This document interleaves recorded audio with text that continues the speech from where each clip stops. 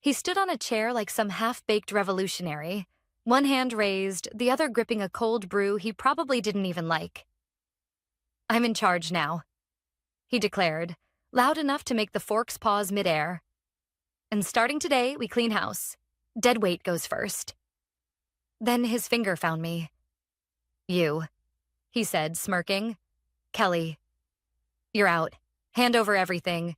Keys, badge, laptop." Effective immediately. Laughter rippled through the cafeteria. Awkward, unsure, the kind that smells like fear. Half the office stared at their trays.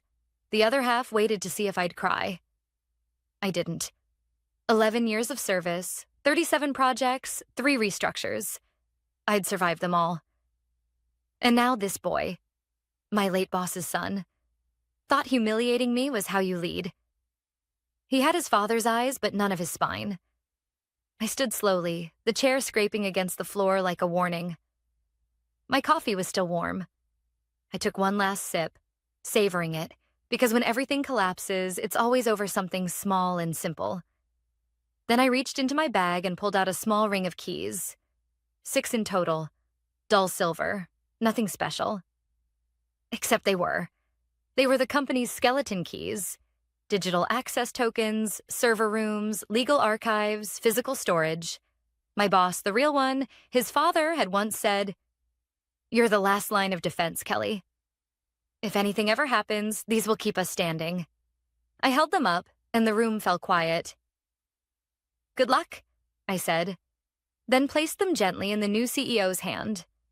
His grin widened like he'd just conquered Rome. "That'll do," he said, waving me off. "Security will escort you out." Security didn't move. I walked out myself, past the gawking interns, past the motivational poster that read "Integrity First." I didn't look back, not once.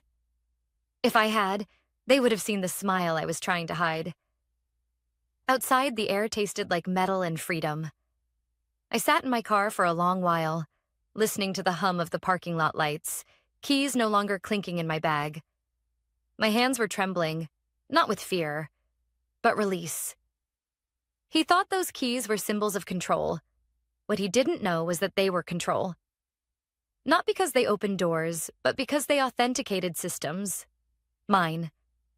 His father had trusted me with operational custody, compliance filings, infrastructure renewals, system access. My name was on the paperwork, not his, not HR's, mine. By firing me without due process, he'd pulled a plug he didn't even know existed. But here's the thing. When someone humiliates you in public, when they make a show of your downfall, the instinct is to strike back fast. I didn't. That's the part people never expect. I didn't yell, didn't send an email, didn't post a cryptic LinkedIn status about new opportunities. I just waited. You don't destroy an empire by swinging. You let it rot from the inside, quietly as it forgets who kept the lights on. By 2 p.m., I was at a diner a few blocks away, staring into a mug of burnt coffee. My phone buzzed. 3 missed calls from the office, 1 from the facilities manager, 2 from IT. I ignored them. Then a text came through from Julia, the office administrator. "What did you do, Kelly?" "The badge readers are down. No one can get into the building.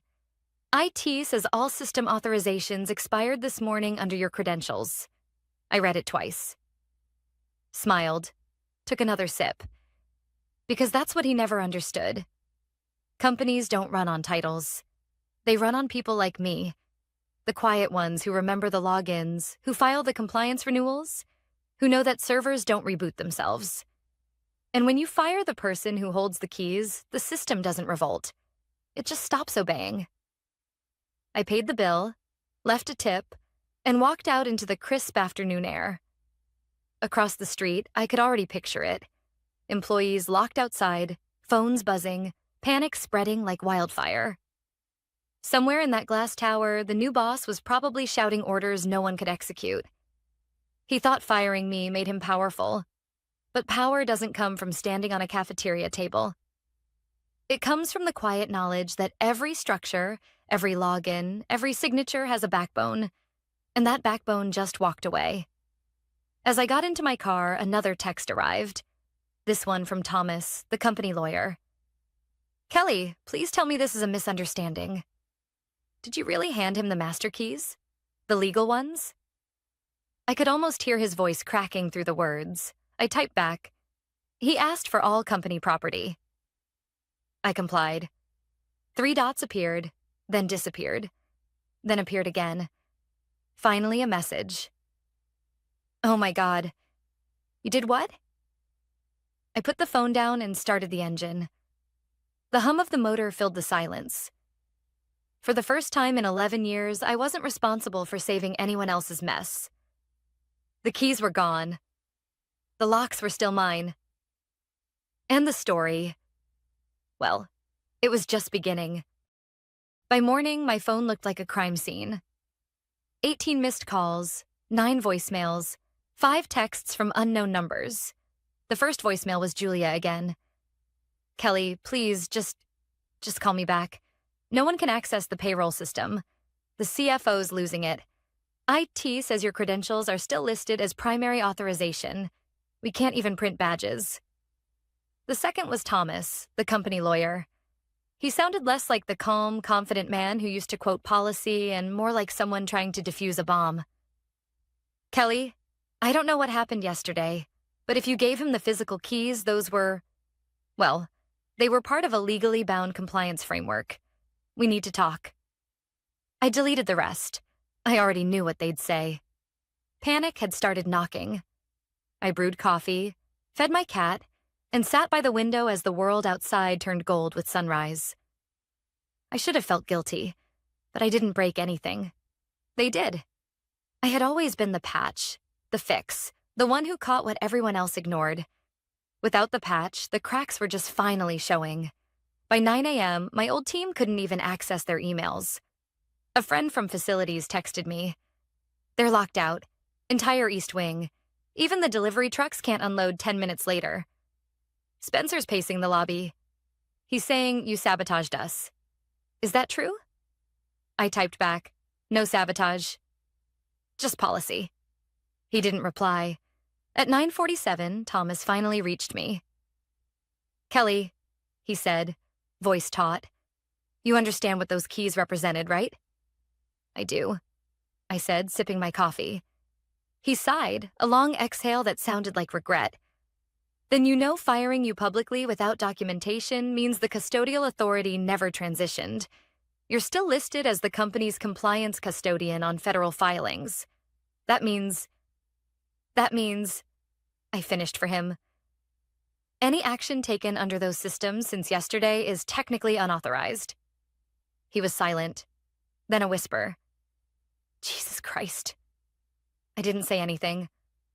Look, he said finally, I need you to come in. Help us fix this before the board finds out. I don't work there anymore, Thomas. Your new CEO made that clear. This isn't about pride, Kelly. This is about liability. I handed him the keys, I said. He wanted control. He's got it. The line went quiet. I could almost hear the moment he realized what that meant. Around noon, my phone buzzed again, this time with a message from Clara, the HR manager who'd been too afraid to meet my eyes during the firing. They're saying you locked us out on purpose. The founder's son called an emergency meeting. Legal's furious. Half the systems are down, and Spencer keeps yelling, just reset it. He doesn't understand nothing can be reset without your verification. I stared at the screen, shaking my head. This wasn't revenge. It was negligence catching up. You can't run a company like a playground and expect the swings not to fall apart. Still, I couldn't help picturing it. The son, standing in his designer suit, shouting orders to engineers who couldn't even log into their dashboards. Power without knowledge is just noise. By 1 p.m., the damage had spread. The vendor portal locked due to expired credentials. The badge system flagged an unauthorized custodian alert. Payroll froze automatically to prevent fraud. And all of it, every jammed door, every rejected login, traced back to one missing name. Mine. The boardroom must have been chaos. Later, I'd learned that Thomas stormed in mid-meeting, waving a stack of compliance reports and yelling, "You fired the custodian." But that would come later. For now, I sat in my apartment surrounded by 11 years of memories. Conference badges, framed project awards, the engraved pen the founder once gave me. He'd trusted me, taught me that real leadership wasn't about making noise. It was about making things work. His son never learned that. I opened my laptop, half expecting an angry email or a legal threat. Instead, there was one unread message in my personal inbox. From Dana, COO of a rival firm I'd met at an industry conference 3 years back. Heard about what happened. We've been trying to understand how your old company ran so smoothly. Maybe now's the time to talk? I didn't respond yet, but something in me stirred. The part that remembered what it felt like to build something without being stepped on. At 3 p.m., another message came, this one short and frantic. "Kelly, the board wants answers. Spencer told them you refused to cooperate. Thomas just yelled in front of everyone. He said, 'You did what?' 'You fired the legal custodian.'" I stared at that line for a long time. It wasn't satisfaction I felt. It was inevitability. The kind that comes after years of being underestimated. They'd built their castle on paperwork I had signed, and yesterday they'd torn out the cornerstone. When the sun started to set, I closed my laptop and leaned back in my chair. My cat jumped into my lap purring, oblivious to the fact that somewhere downtown, a young man's empire was unraveling by the minute. I whispered to her, "Funny thing about power, huh? It only works if you know where the switches are." And in that quiet apartment, with my phone still buzzing in the distance, I realized something. For the first time in over a decade, I didn't owe them a single fix. By the next morning, every major department was in crisis mode. Payroll couldn't run. Vendors couldn't deliver. The IT servers rejected admin logins like they were counterfeit coins. And in the center of it all sat Spencer, the new CEO, with a blank look that said he was finally realizing leadership wasn't about giving speeches. I wasn't there to see it, of course, but I heard everything through a friend who worked in finance. Marcus. He'd always been good at staying invisible, which meant people forgot he was in the room. According to him, it started at 8:32 a.m. sharp. The boardroom was packed.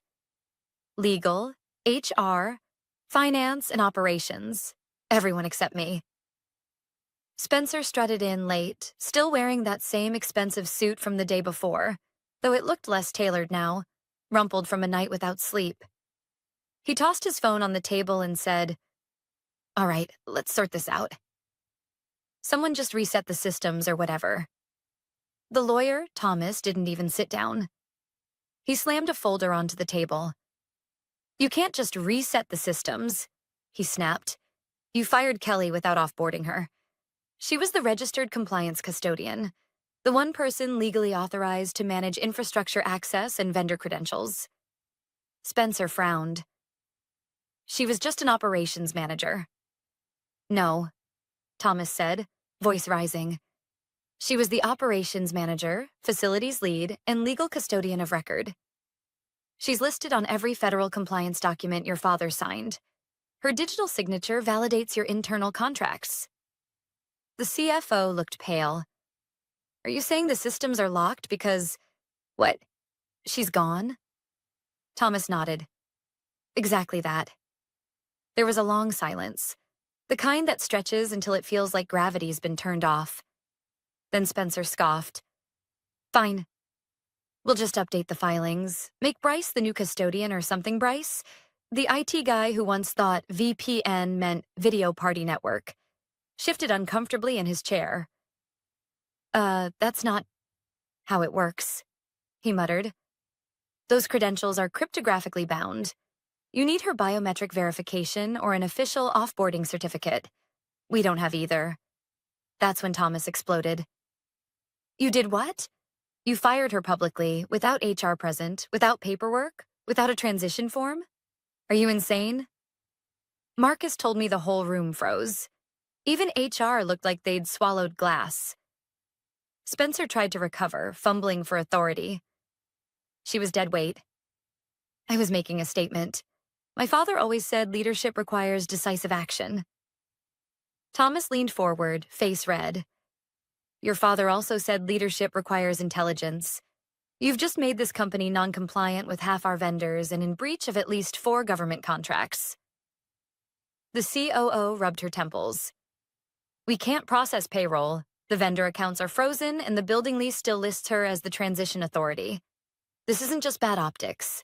It's structural failure. Spencer's voice cracked. You're overreacting. We'll call her, bring her back for an hour, whatever it takes. She's not coming back, Thomas said flatly. You humiliated her in front of the entire staff. She has no obligation to save you now. Meanwhile, I was sitting at a quiet cafe a few blocks away, nursing a latte and pretending not to scroll through the flood of messages from my old colleagues. They're losing it. Spencer's father's been looped in. Legal says half our compliance data is frozen until your credentials transfer. I typed one reply. Tell Thomas I didn't break a thing. The system's just following protocol. Because that was the truth. I hadn't sabotaged them. I'd built those systems with one rule. No one gets power without accountability. It wasn't revenge. It was architecture. Back in the boardroom, things only got worse. The founder's name popped up on the video screen. Face tired, eyes sharp. He was supposed to be in Europe on sabbatical. Explain, he said, his voice low and dangerous. Spencer tried. Dad, listen. She was slowing things down. I'm trying to modernize. She didn't fit the culture anymore. The founder's jaw clenched. And you fired her publicly? Yes, but without offboarding? HR was going to handle. They didn't. Silence again. Then the founder said something Marcus swore chilled everyone in the room. You fired the foundation. You thought she was furniture, but she was the wiring in the walls. And now the lights are out. By afternoon, Spencer's reign had turned into survival mode. The internal chat logs leaked into my inbox. Payroll pending authorization. Vendor access expired. System administrator not recognized. And one message from Thomas to all executives written in plain language. Until Kelly Sharp is properly offboarded, this company is non-operational. Period. I stared at that line for a long time. It wasn't satisfaction I felt. It was a quiet kind of justice. The kind that doesn't need revenge to sting. Because when you build something right, even chaos follows the rules. By the next morning, the story had spread beyond the office walls.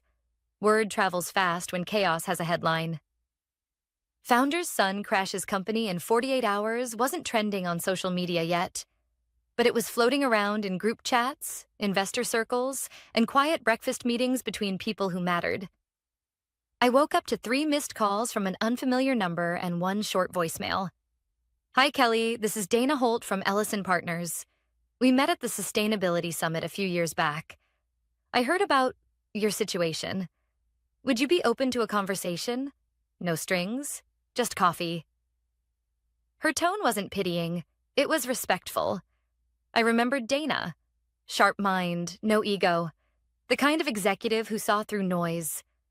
I texted back, sure, noon at Brookfield Cafe.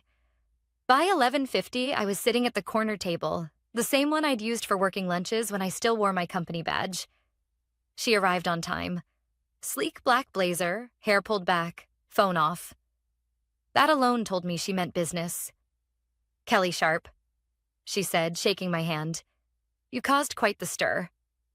I smiled faintly. I didn't cause anything. I just left. That's what makes it fascinating. She leaned in. You didn't blow anything up, yet the building's still on fire. That takes precision. I built systems, I said quietly. They just forgot how to respect them. She nodded, sipping her coffee. Ellison's been struggling with infrastructure compliance since our expansion. I need someone who knows how to build frameworks that don't fall apart when egos take over. I raised an eyebrow. You offering me a job? Consulting first, she said. You'll have autonomy, Full authority over your department and a contract that protects you from corporate politics. We'll pay you what you're worth. And more importantly, you'll be respected. For a moment, I just stared at her. After everything, the word respected hit harder than the salary. I'll think about it, I said. Dana smiled knowingly. You already have. That afternoon, I walked home through the downtown streets. The air felt lighter. For the first time in years, I wasn't rushing anywhere. My phone buzzed again. This time from Marcus. You need to see this. Attached was a screenshot of an internal company memo accidentally forwarded to a few too many people. Subject: Emergency Board Review. Custodial Transition. Required body: all financial and legal operations remain suspended pending resolution with former custodian Kelly Sharp. Immediate reinstatement recommended by legal. I read it twice. The word reinstatement made me laugh out loud right there on the sidewalk. They weren't trying to save me. They were trying to save themselves. At 4:30 p.m., Thomas called again. His voice was exhausted, worn down by too many meetings and too little progress. Kelly, listen, he said. The board met this morning. The founder's back. Spencer's on thin ice, and they're asking me to contact you formally. Formally? I repeated. That's a change. They want to resolve this cleanly. We can compensate you for your time if you come in, transfer the credentials, and sign a transition notice. They'll even issue an apology. I let the silence hang for a beat. Thomas, I'm not angry. But I'm not going back to clean up a mess I didn't make. He hesitated. Kelly, please. The company's days from collapse. Payroll, contracts, everything's... What happens when you fire the person who holds the foundation? I finished softly. There was a pause. Then, almost a whisper. He's not ready to lead. We all know that now. I told him that once, I said. He laughed. Thomas sighed. If you ever change your mind, the board will take your call. I won't, I said. But I appreciate that they finally understand what my job was worth. That night, I drafted my reply to Dana. Short, clear. I'm in. Let's build something that doesn't need saving. She replied within minutes. Welcome aboard. Orientation Monday. We'll have your office ready. I sat back in my chair, staring at the glow of the city through my window. The skyline looked different now. Still ruthless, but honest about it. For the first time in years, I wasn't just part of someone else's empire. I was about to build my own. Before heading to bed, I checked my messages one last time. The last unread one was from an unknown number. This is Spencer. We need to talk. I stared at it for a long time, then hit delete. Because some lessons can't be taught. They have to be lived. And his education was just beginning. By Monday morning, the fallout had reached the press. Not the front page, yet. But industry blogs were circling like vultures. Words like compliance breach and vendor suspension started appearing next to the company's name. And that was before the founder called an emergency meeting. I didn't attend it, of course, but Thomas later told me everything. The founder arrived unannounced, straight from the airport. No bodyguards? No entourage. Just a man with decades of experience and a face that had seen too many mistakes to pretend anymore.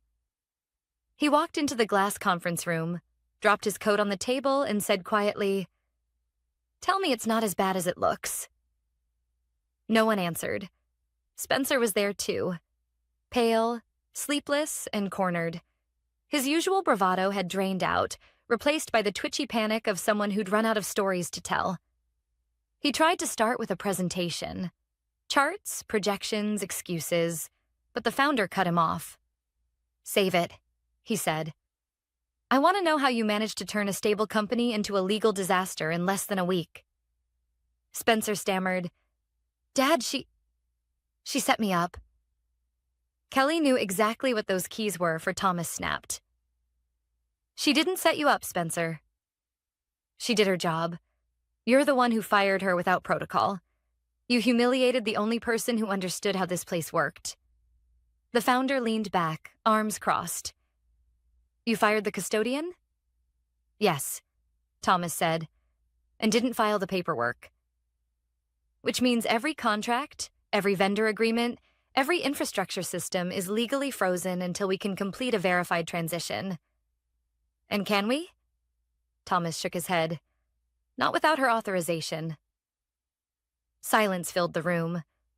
Then the founder said, almost to himself, "You fired the foundation." Meanwhile, I was in my new office across town. Temporary, modest, but mine. Dana had insisted on getting me started immediately. "Let's make sure we're ready when the phones start ringing," she'd said. She wasn't wrong. By noon, 3 clients from my old company had already reached out quietly, asking if I'd consider consulting for them instead. They didn't want drama. They wanted stability, something I'd always given them long before anyone noticed. I was reading through the first proposal when my phone rang again.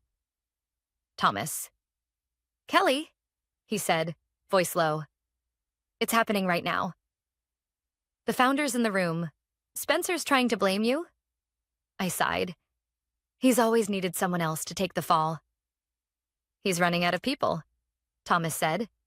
"The founder just asked to see the original lease. Guess whose name is still on it as transition authority?" I smiled faintly. "Let me guess." "Yours," he confirmed. And when he saw it, he turned white.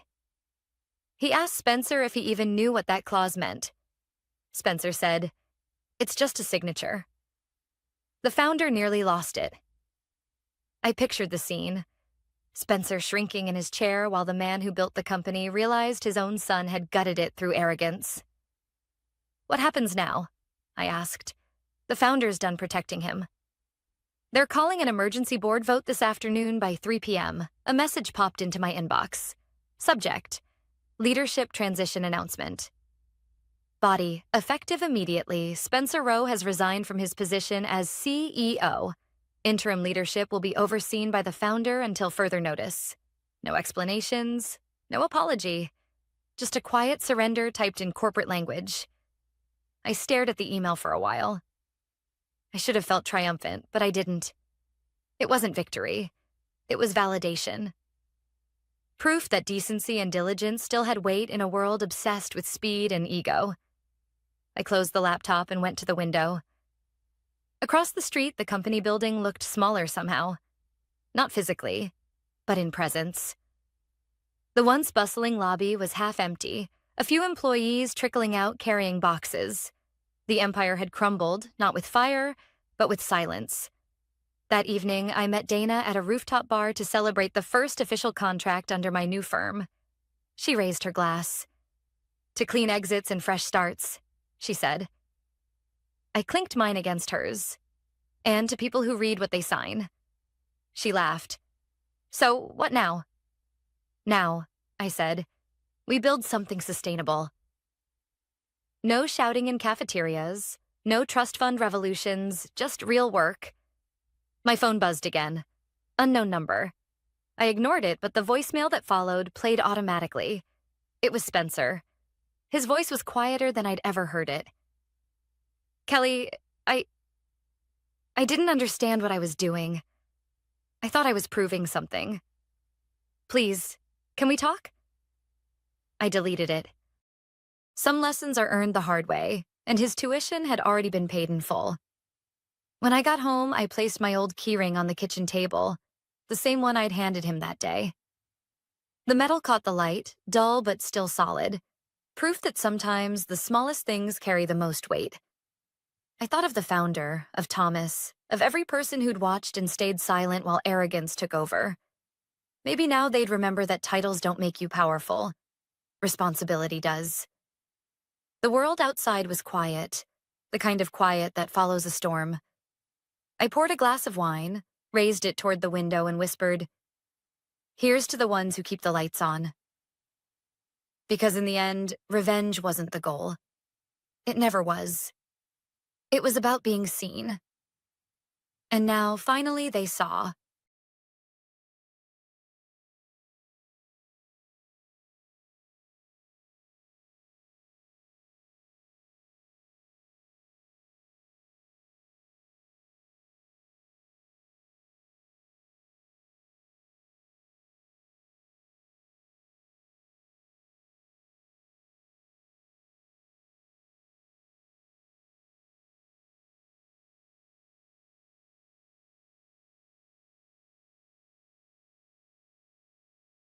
You're lucky I'm not firing you.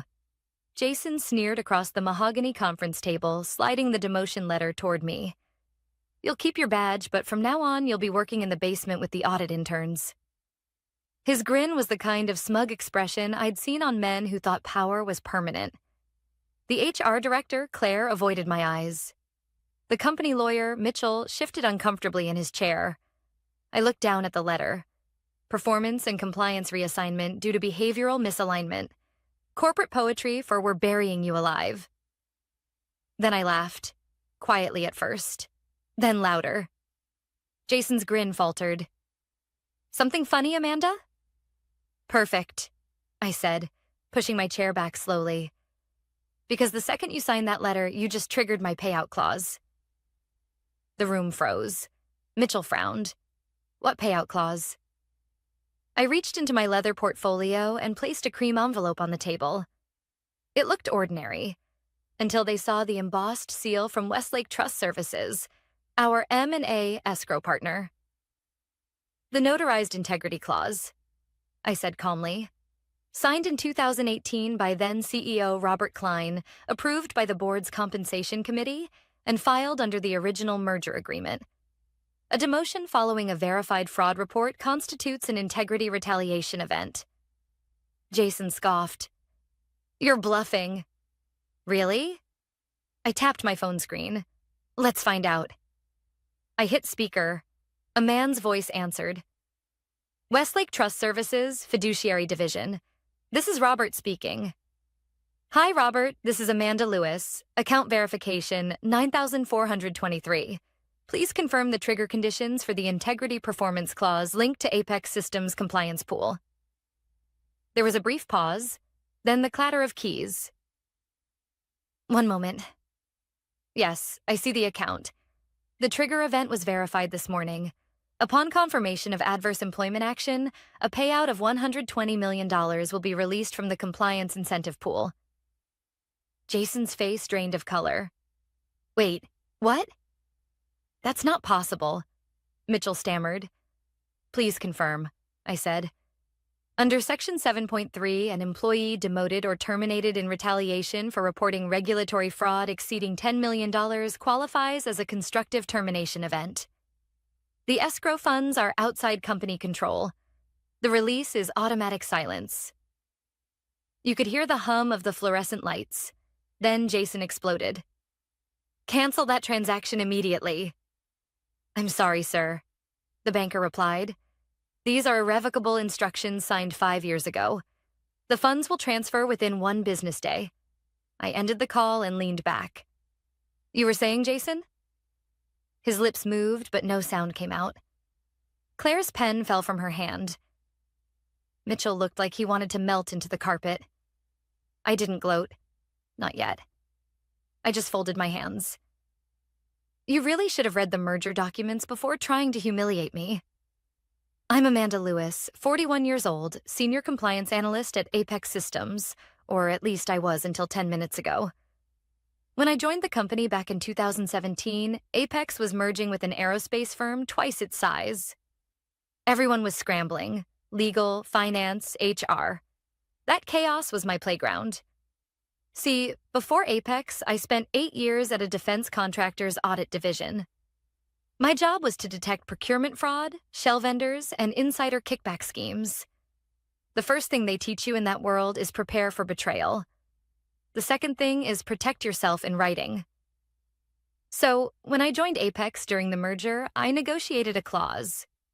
If I ever filed a verified integrity report exposing major financial violations, and the company retaliated against me instead of investigating, I'd receive a payout from the compliance reserve pool. That pool was worth $120 million, money set aside to cover penalties from potential fraud exposure. I didn't think I'd ever need it, until 3 months ago. It started small, a few odd invoices tied to vendor optimization consulting. But the amounts didn't make sense. $840,000 per month to a Delaware LLC with no employees. The authorizations? Always signed by our CFO, Patricia Hale. I'd seen that pattern before. Fake vendors, shell companies, falsified cost centers. The kind of scheme that drains millions right under everyone's nose. So I did my job. I followed the paper trail. Over 8 weeks, I uncovered $47.6 million in fraudulent payments routed through 3 ghost vendors. Patricia had built her own golden pipeline. I submitted a detailed integrity report, 62 pages with financial flowcharts and verified bank statements. I expected an internal audit, maybe even quiet gratitude. Instead, Jason, her right-hand man, called me into his office 2 days later. "Amanda, you've been disruptive," he said. "You're not a team player. We need people who build trust, not suspicion." I'd been through enough corporate battles to recognize what was coming. The silent treatment from colleagues, the calendar invitations disappearing, the locked database folders, HR calling performance check-ins, classic retaliation choreography. So I waited, documented everything, every revoked access request, every email marked returned undeliverable, every meeting I was accidentally excluded from. And today, November 12th, 10 a.m., they made their move. The official demotion, the trigger. Jason was still staring at the table when I stood. "You wanted me gone," I said softly. "You should have fired me." "But you didn't. You demoted me. And that's what cost you $120 million. He lunged forward. "You planned this." "No," I said, gathering my papers. "You did." I turned toward the door, my pulse steady. 6 years of preparation, of quiet patience, had just detonated in the center of the company's power structure. As I walked out, I could hear Mitchell whispering, "Did she really just—" I smiled. Yes, I really did. And the funny part? The $120 million wasn't even the endgame. That was just phase 1. When people ask how I managed to pull off a $120 million payout, I tell them the truth.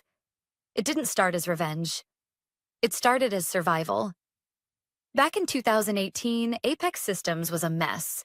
The merger with Lauren Aerospace had doubled our contracts, but also doubled our corruption. I was 35 then, newly promoted, still naive enough to think doing the right thing mattered. During those months, I worked 14-hour days reviewing supplier integrations and cost structure reports that made no sense. Numbers that never added up, invoices without work orders, strategic partners who didn't exist outside of spreadsheets. I remember confronting my then manager, Tom Reynolds.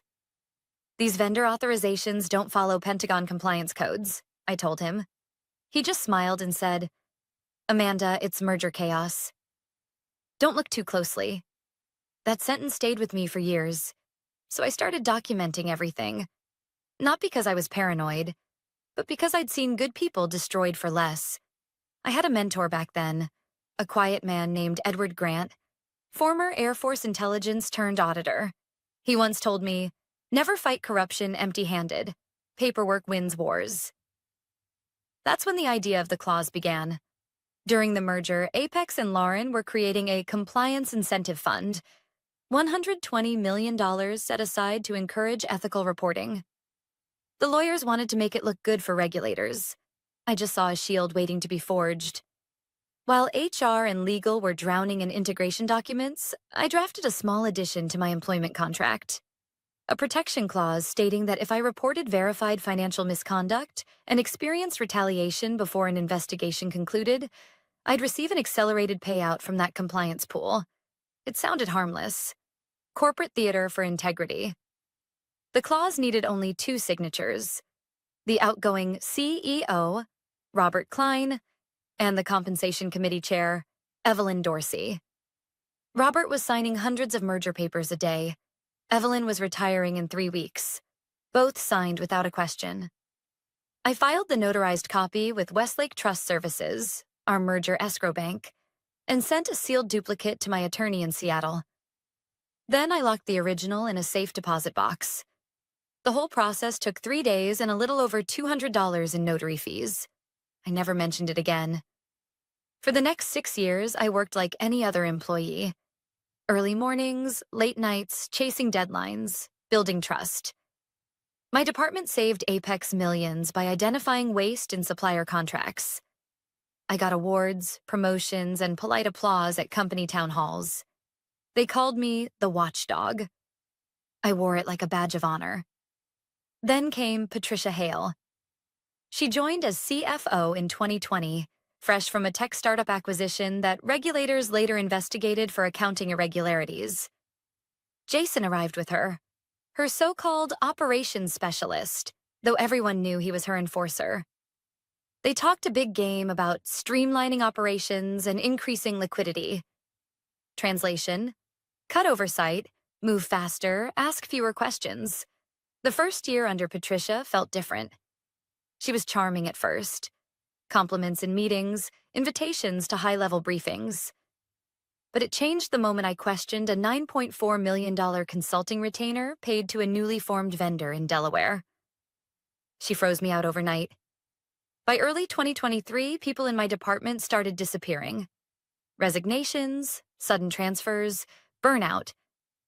And yet, the vendor list kept growing. That's when my instincts, honed by years of compliance work, started screaming. I began my investigation quietly, after hours, using mirrored backups of the finance system. The deeper I looked, the uglier it became. 3 shell companies, identical invoice templates. Payment authorizations signed within minutes of submission, always by Patricia. She'd built a hidden siphon. When I reported it to the internal audit committee in September, I thought Apex would do the right thing. Instead, I was escorted out of my own office, pending a compliance review. They tried to isolate me. Calls unanswered. System access suspended.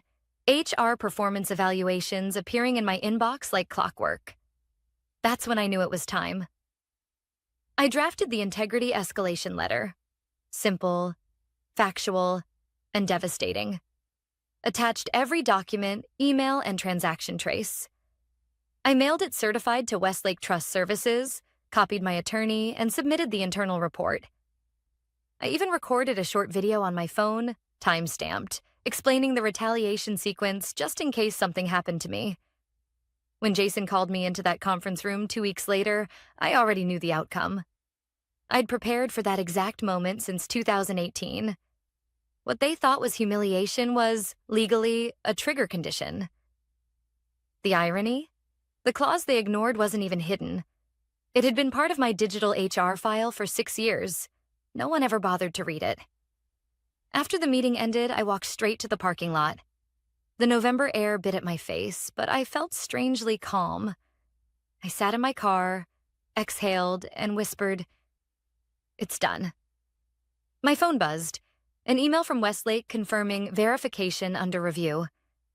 I stared at it for a long minute. Part of me still couldn't believe it was real. But it was. I had followed every protocol, filed every report, and documented every act of retaliation. They had walked straight into the trap, one I'd built patiently, ethically, and completely within the law. Edward's voice echoed in my memory. Paperwork wins wars. This wasn't just a win. It was justice.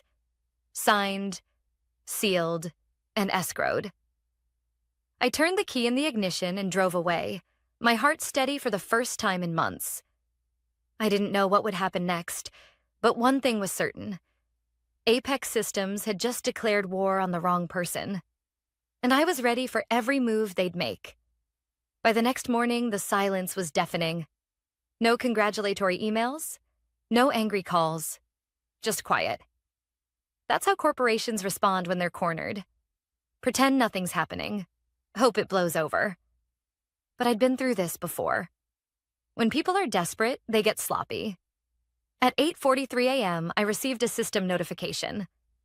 Access to Apex Compliance Network temporarily suspended due to administrative updates. There it was, the first official retaliation, neatly time-stamped for my records. By 10:15, my name was removed from the executive email group.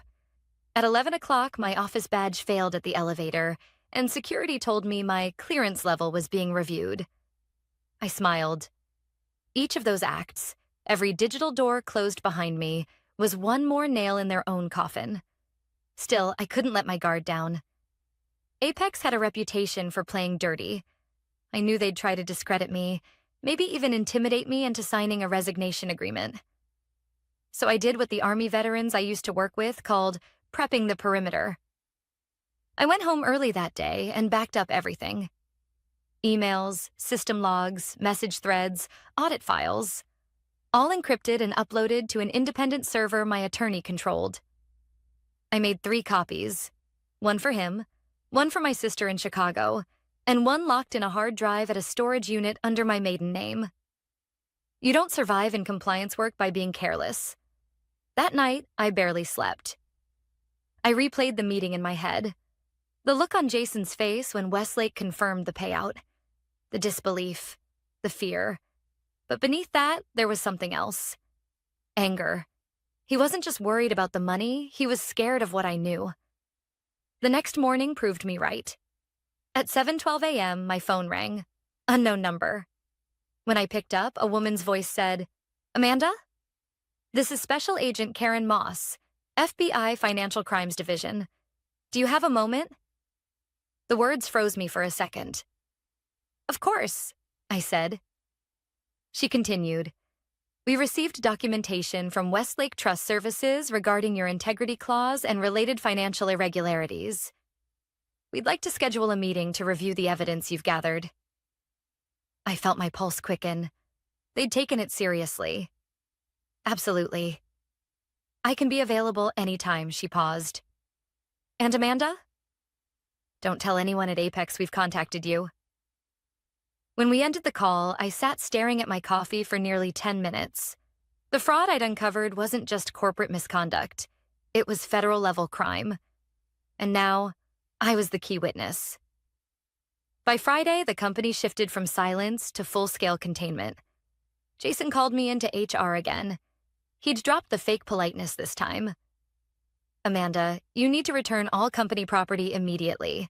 Laptops, keycards, files, everything." I placed them neatly on the table. "All here," I said. "You might want to check your legal department before deleting anything. Some of those systems are under federal review." He blinked. "Federal review? I assume you've spoken to your lawyer?" I said, keeping my tone even. He didn't answer. Instead, Claire, the HR director, handed me a new paper. "This is a non-disclosure agreement. It's standard procedure during transition. I scanned it. 18 pages. Clauses about non-disparagement, confidential information, and one paragraph that practically screamed, 'Don't talk to law enforcement.'" I slid it back. "You can keep this." Jason leaned forward, voice sharp. "You're making a mistake, Amanda. Apex is a powerful company. You don't want to be on the wrong side of this."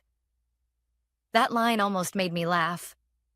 "Jason," I said softly, "you already put me on the wrong side when you demoted me. The rest is just paperwork catching up." He slammed his pen on the table. "You think you've won something?" "I don't think," I replied. "I document." That afternoon, I met Agent Moss and her team at a small field office downtown. No suits, no drama, just professionals who knew what they were looking for. I handed them the encrypted drive and my full 62-page report.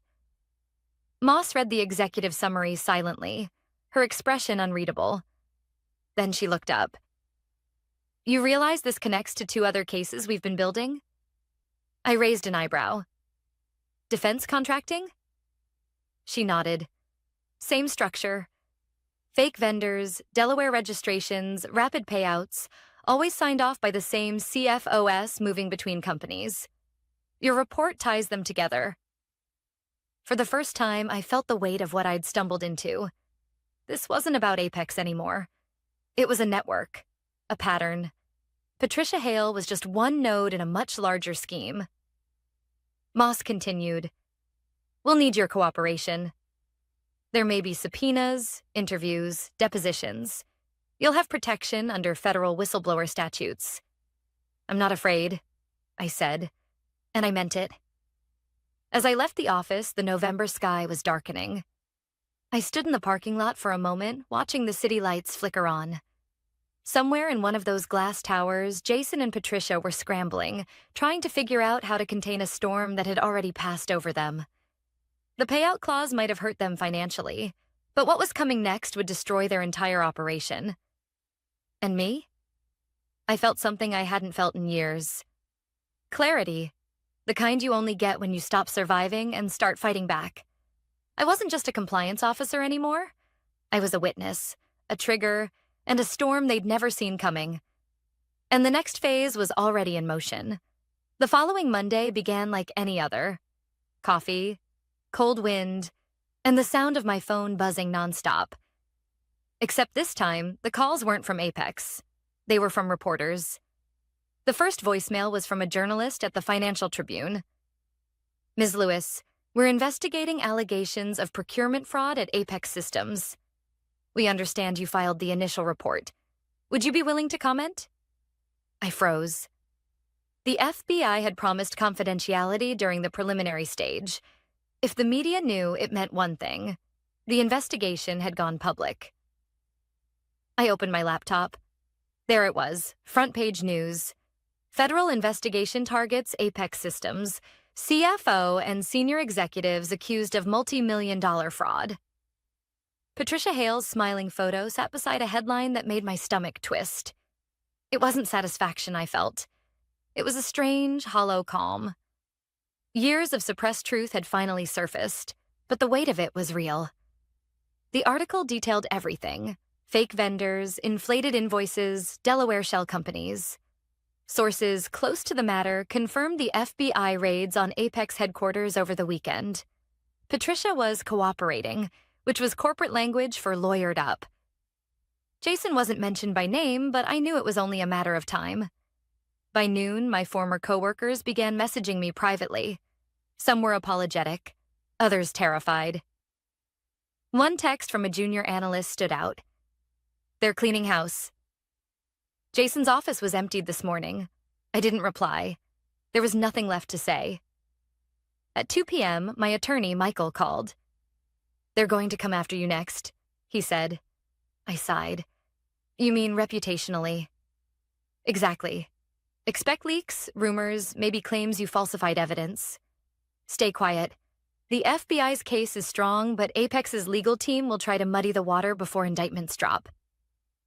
He wasn't exaggerating. By evening, several blogs had published anonymous insider statements suggesting my integrity report was motivated by personal grievances. They even dredged up my old divorce, claiming financial stress was my motive. It stung, but I'd expected it. Patricia's lawyers were experts in deflection. When cornered, people like her didn't fight the facts. They attacked the messenger. The next day, Agent Moss called. Don't engage with the press, she warned. We've obtained financial warrants. The Delaware bank accounts linked to Phantom Ridge and Lattice Consulting are frozen. Hale's passport has been flagged for flight risk. Any arrests yet? I asked. Soon, she said. We're finalizing the charges. Your documentation was airtight. That night, I sat on my balcony with a cup of tea, watching the city lights blur into the water. For the first time in years, I wasn't worrying about my job. I wasn't thinking about deadlines or compliance reports or who might stab me in the back next quarter. I was free. But freedom felt complicated.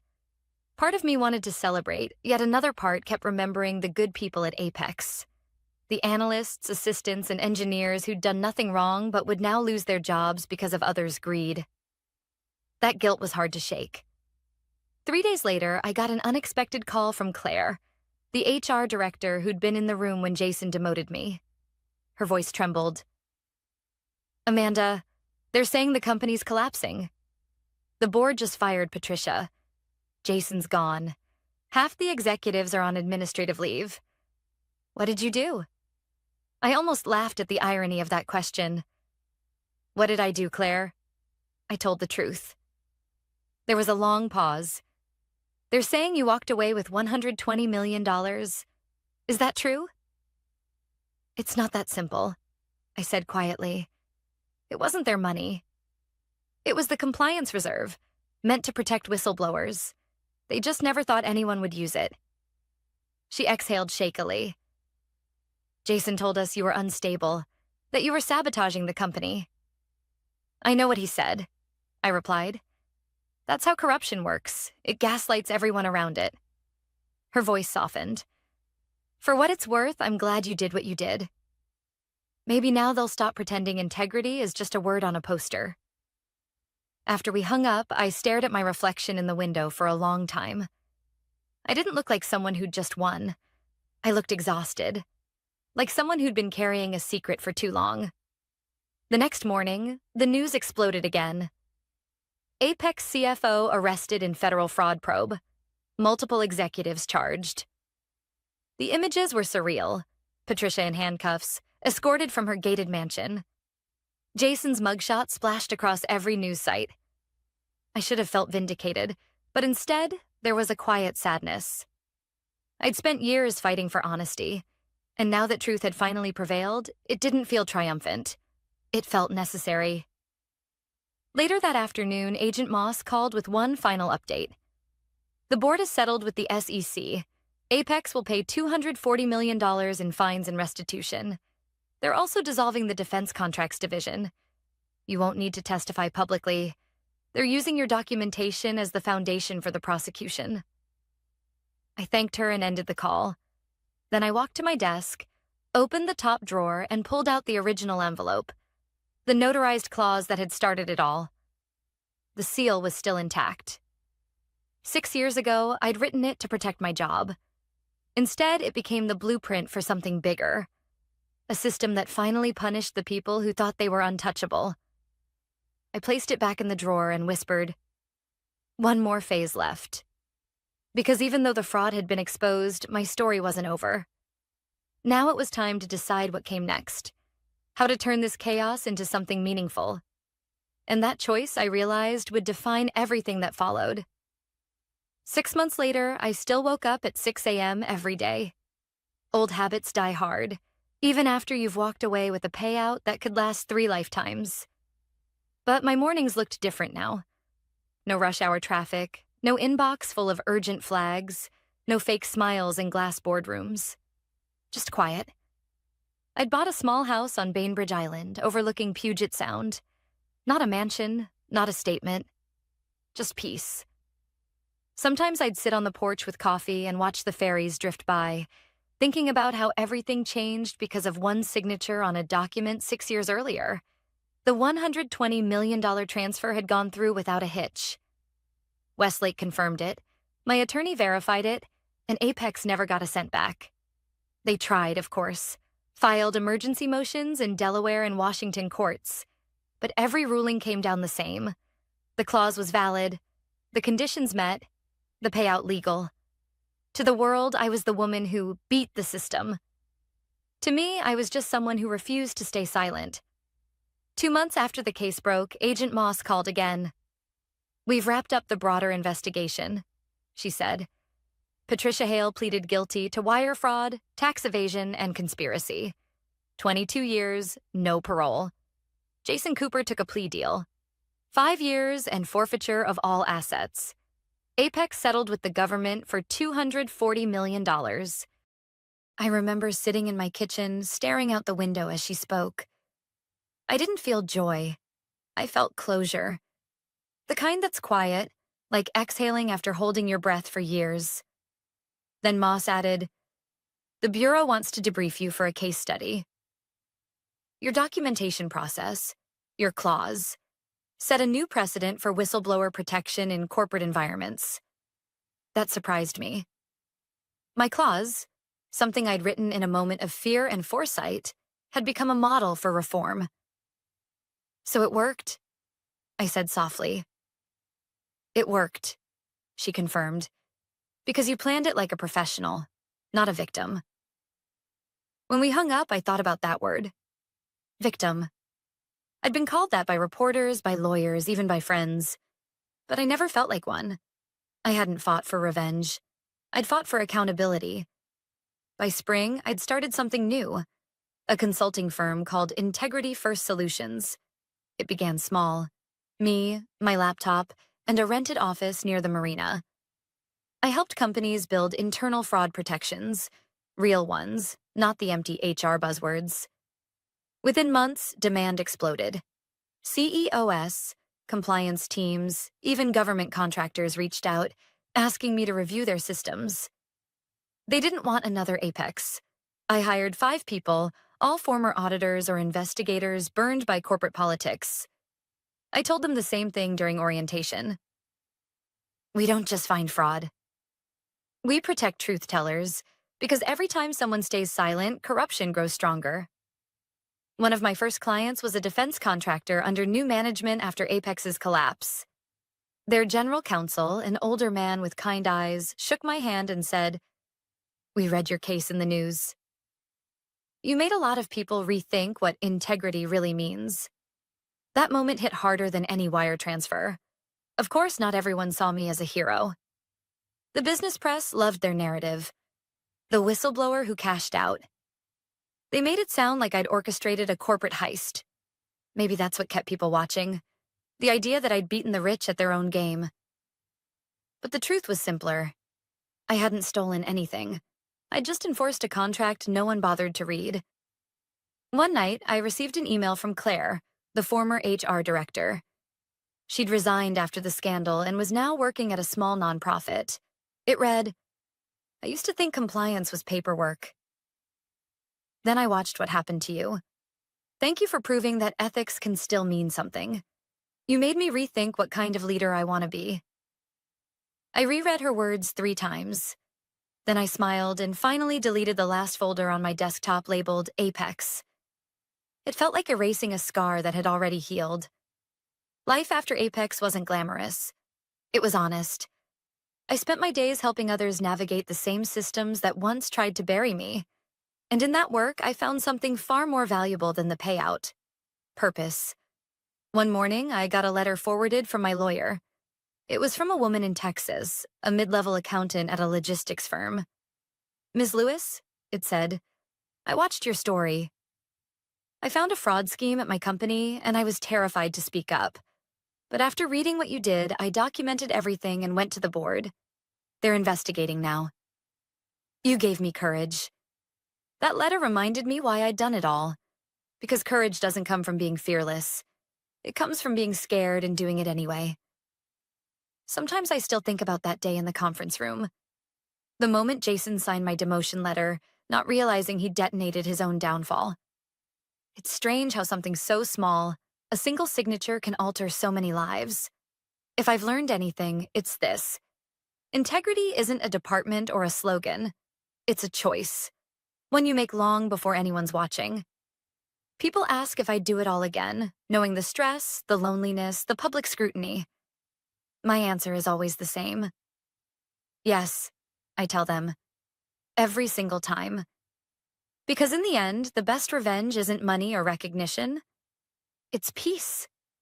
The kind that comes when you know you did what was right, even when everyone told you not to.